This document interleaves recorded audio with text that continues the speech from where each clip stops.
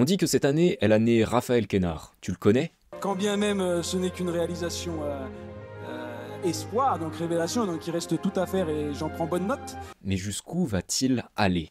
Moi, j'ai envie de faire du classique, j'ai envie de faire des grands films, tu vois, c'est vraiment mon rêve et une obsession qui m'habite. Selon Sylvain Tesson, voici comment on connaît véritablement quelqu'un. Si nous partions tous les deux maintenant sur la crête d'une montagne et que nous étions confrontés à quelques ennuis physiques, il se révélerait quelque chose de supérieur à ce que nous pouvons nous dire, à ce que nous pouvons nous confier. Aussi amis serions-nous lorsque nous nous contentons de converser. Alors quand une personnalité comme celle de Raphaël Quénard fait face à la critique, c'est intéressant de voir comment est-ce qu'il réagit. Sur Internet, une liste de noms présumés à fuiter, des gens qui seraient coupables de violences sexistes et sexuelles, et ton nom a figuré sur cette liste. Comment est-ce que toi, t'as réagi ?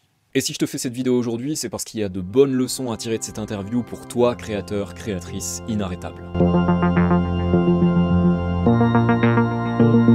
Raphaël Quénard, c'est une personnalité originale. En plus de son accent, t'as remarqué, il s'exprime davantage avec des images. Et l'amitié, j'ai l'impression, c'est comme une bulle d'interdit qu'on s'octroie à deux et dont on se tiendra pas rigueur parce qu'on sait que tous les deux, notre préoccupation première, elle est de laisser place au rire. On est bien installé dans une baignoire de bienveillance, qu'on est à l'aise avec soi-même. Une baignoire de bienveillance. Voilà, une baignoire de bienveillance. On se coule un bain de bienveillance. Non, mais c'est vrai.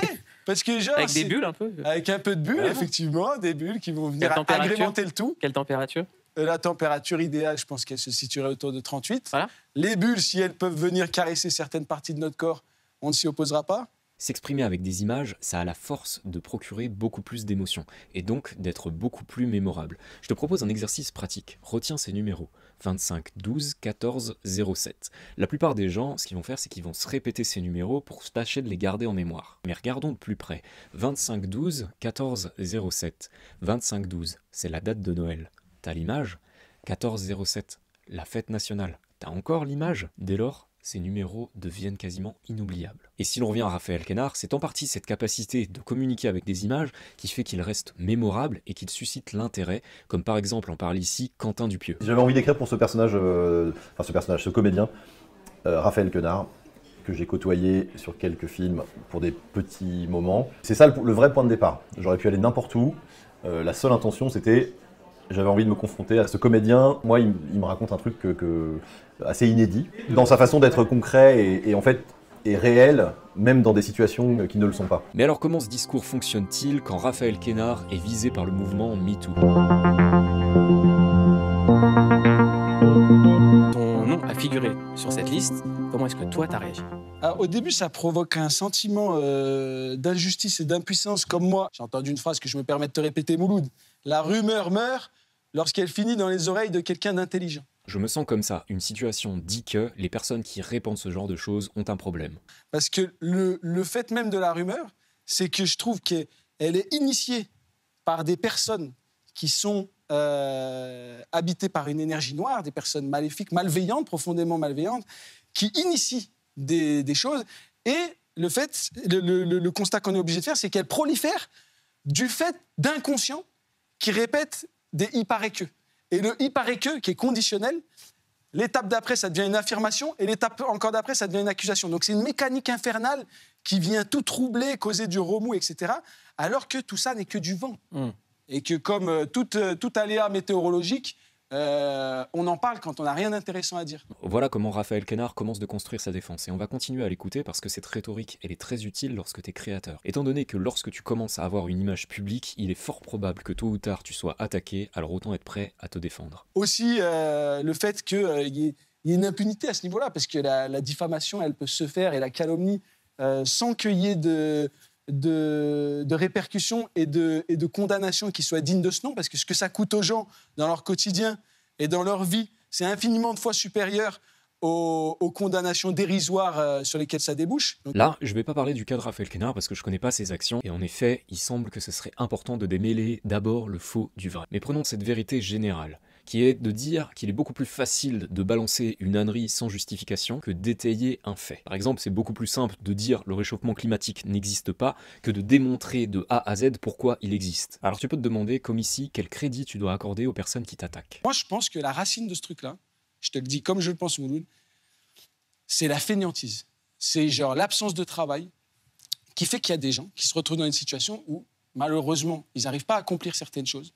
Et si, toi, en regard, et aussi c'est alimenté par le fait de ces expositions un peu omniprésentes et permanentes et tout, mais si tu arrives à accomplir des choses dont eux rêvent, pour leur cerveau, pour leur conscience, il est plus confortable de l'attribuer, la réussite, à des additifs, à la cocaïne, à des pratiques obscures. Car ces personnes qui t'attaquent sont peut-être simplement à la base des jaloux. Alors l'arbitrage peut être assez simple. Si ces personnes sont simplement là pour te distraire, pour te déconnecter de ce que tu fais, pour essayer de te détruire sans apporter de véritables arguments, sans apporter d'enquête qui soit étayée, l'idée pour toi en tant que créateur, c'est donc de ne pas te laisser te détourner et de classer ça le plus rapidement possible. Et voilà comment Raphaël Quénard continue à classer l'affaire. La valeur suprême dont je dois à nouveau me laisser...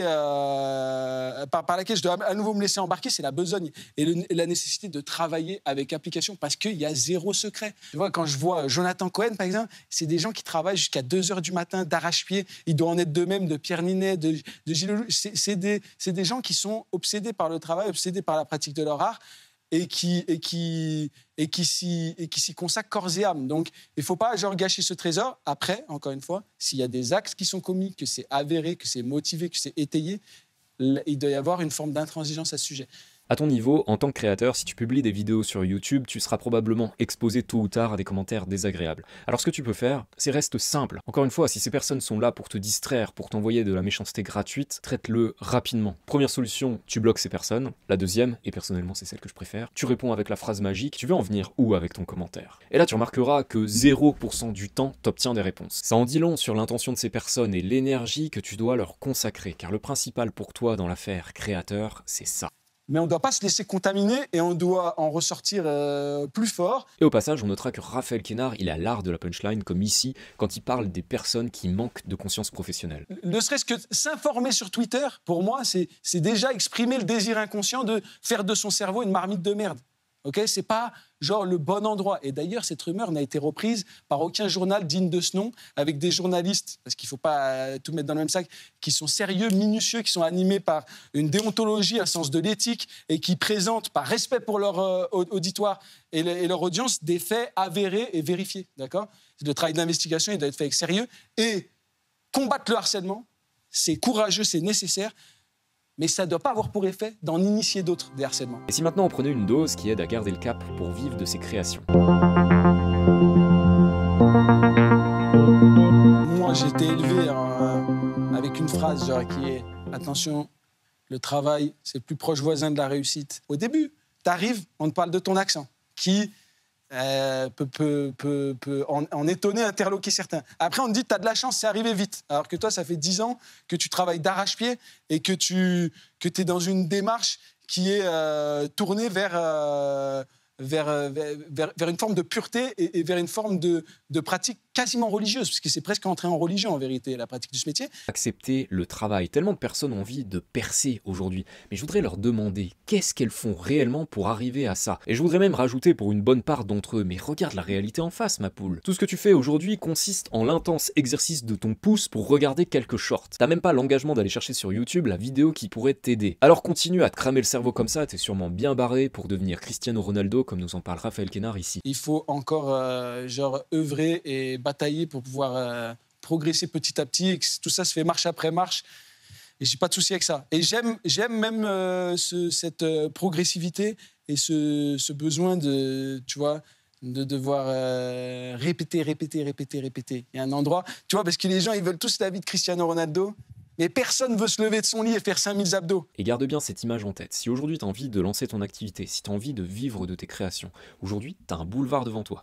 Du fait des opportunités que t'offrent les réseaux sociaux, mais également du peu d'engagement que les autres personnes ont. Ce qui fait que si tu acceptes de faire des efforts en plus, tu vas rapidement les dépasser et occuper le terrain, ce qui te permettra de créer une audience, de générer des revenus là où les autres n'y arrivent pas. Mais pour ça, il faut que tes actions soient bien adressées et voici un premier conseil. Les œuvres et les artistes, tu vois, les Sacha Guitry, les Louis de Funès, les Gabin, les Ventura, les Yves Montand, les Belmondo, tous ces gens que j'ai et qui peuplent mon panthéon, ils ont accompli des œuvres qui sont tellement grandioses, tellement titanesques, tellement larges, tellement pleines et remplies de tout ce qu'ils ont eu à y mettre et du temps sur lesquels sur lequel cette œuvre s'est construite, que je sais très bien que pour l'instant, ça n'est que les balbutiements. Fais-le, ce bel exercice de créer ton panthéon, de demander quelles sont les personnalités qui t'inspirent, de demander ce qui te touche particulièrement chez elles. Est-ce que c'est plutôt leur parcours? Est-ce que ce sont leurs valeurs? Et tu sais, c'est pas obligé que ce soit des personnes connues. Si t'es inspiré par la droiture inébranlable de ta grand-mère et que c'est quelque chose que tu veux insuffler dans ton travail, eh bien appuie-toi sur cette image qu'elle t'a donnée. Ça t'aidera à garder le cap, ça guidera ton œuvre. Et je voudrais te demander, est-ce que toi aussi, tu connais la même chose? La seule richesse dont je dispose,